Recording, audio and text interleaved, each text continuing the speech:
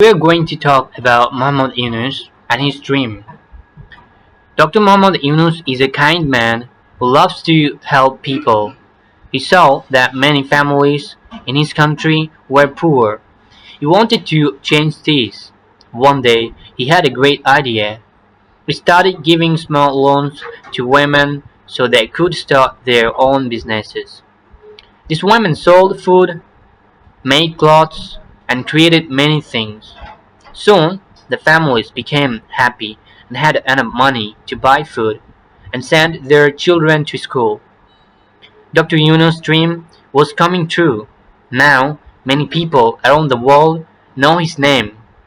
He teaches everyone that a small help can make a big difference. So, we learn something from this story. This story is not big, and after that, we learn a very important things from that place.